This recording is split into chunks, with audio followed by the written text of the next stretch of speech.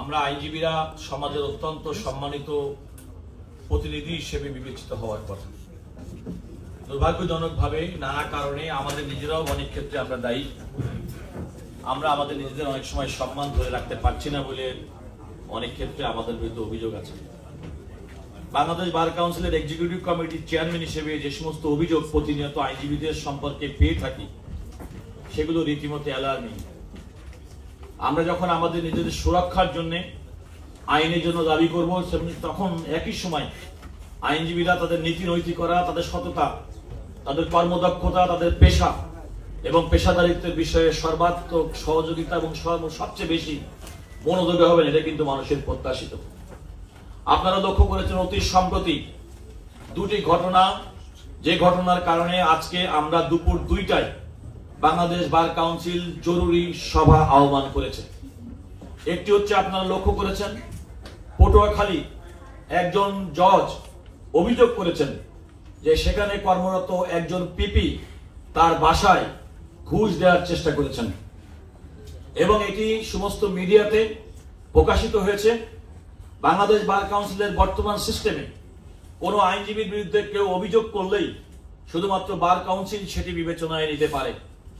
আমরা আমাদের আইনজীবীদের সম্মানের কথা বিবেচনা করে আমরা প্রত্যাশা করি এবং আমরা মনে করি কোনো আইনজীবী এই ধরনের কোন রকম অনৈতিক কাজের মধ্যে নিজেকে জড়িত করতে পারেন না এবং আমাদের সেই মেকানিজমের কারণে আমরা মনে করি এই বিষয়টি বাংলাদেশ বার কাউন্সিল স্বপ্রণোদিত হয়ে সেটিকে বিবেচনায় নিয়ে আজকে দুপুর 2টায় এই বর্ধিত সভা চলাকালে আমাদের যে বার কাউন্সিলের সভা আহ্বান করা হয়েছে তার অন্যতম এজেন্ডা এই বিষয়টি নিয়ে আলোচনা এবং সিদ্ধান্ত গ্রহণ।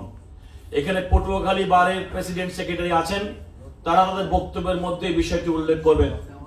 দ্বিতীয় আরেকটি বিষয় আপনারা জানেন, মিডিয়াতে এসছে একজন আইনজীবীর বাসার দুজন শিশু গৃহকর্মীকে মারাত্মকভাবে নির্যাতন করা হয়েছে।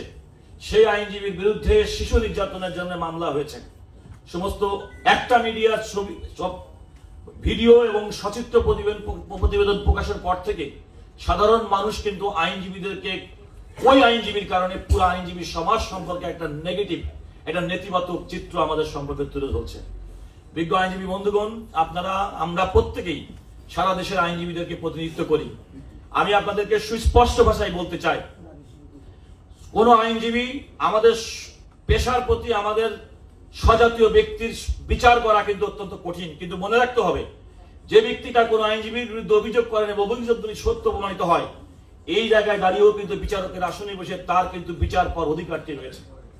অনেক ক্ষেত্রে অনেক অভিযোগ পাইলে নানাভাবে কেউ আমাদেরকে নানাভাবে ফোন করেন, কথা বলেন, বোঝানোর চেষ্টা করেন, প্রভাবিত করার চেষ্টা করেন।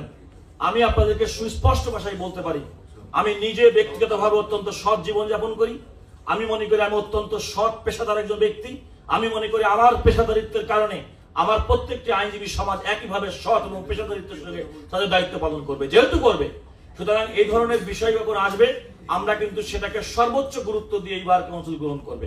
আমরা যেমন আইনজীবীদের কল্যাণে আমরা যেমন পদক্ষেপ গ্রহণ করেছি, আমাদের ট্রেনিং, সেমিনার, সিম্পোজিয়াম, মেধার বিকাশ, মেধাবীদেরকে এই প্রফেশনে আকৃষ্ট করার জন্য যেমন আমরা পদক্ষেপ গ্রহণ করবো, তেমনি ভাবে আমাদের দু একজনের কারণে আমাদের পুরো আইনজীবী সমাজ যেন ক্ষতিগ্রস্ত না হয় সেদিকে আমাদের খেয়াল করতে হবে এবং সেক্ষেত্রে বাংলাদেশ বার কাউন্সিল তার কার্যকর ভূমিকা পালন করবে, এই কথাটি আপনাদের মনের মধ্যে রাখতে হবে।